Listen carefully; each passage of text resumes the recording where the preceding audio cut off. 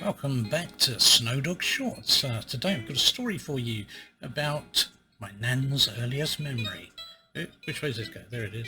That's my nan down there. And there's me there beside her. Not that you could tell.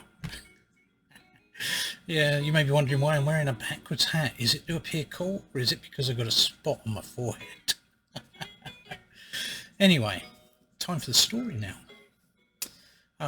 My nan passed away a couple of years ago. But when she was 100, I asked her what her earliest memory was. And she said it was when she was 3 years old, back in 1919. Yep. And she lived in South Wales in the valleys, and every year they'd have one trip to the seaside, 1 day's holiday a year. Yep, pretty harsh days. And they travelled down to a place in Wales called Bridgend, I think it was. I hope I'm right. I'm sure people will correct me in the comments if I'm wrong. But anyway, she went down there, and because it was the big trip of the year, she was bought a new dress, as happened every year, and this year she was given a white dress. Well, soon after they arrived at the resort, somebody decided in their wisdom to give her some chocolate. Well, 3-year-old child, white dress, chocolate, I think you see where this is going. Yep, got a bit messy.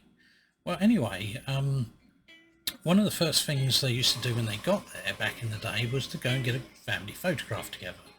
Because, well, it's not like nowadays with digital or anything, or even people owning cameras, so family portrait. But when they got there, it was, well, it was noticed how messy she was with chocolate. So they decided they couldn't get the photo done, and the adults in the group, which was quite a few there, surrounded her, and they chewed her out basically, told her how she'd ruined the day, that she was a failure, useless, and would amount to nothing, and that she'd ruined the whole holiday.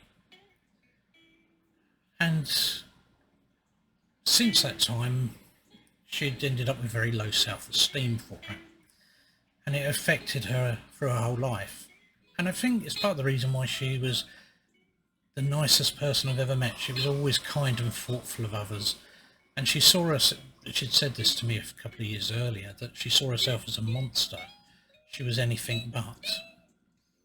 I remember when telling this story, I said to her, you do realise that what happened in that story doesn't matter anymore.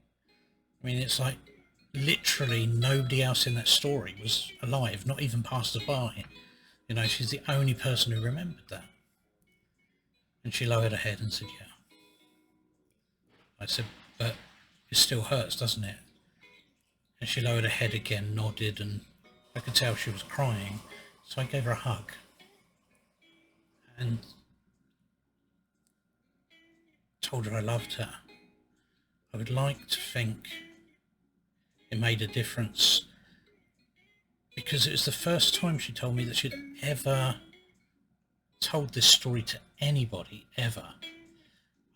In, well, 97 years since it hurt. And it just goes to show that the things that happen to us as children can literally stay with us a lifetime. I mean, she was 101 by the time she passed away, so this story had affected her for 98 years. So really, we need to think carefully when we say things to children, and always be kind.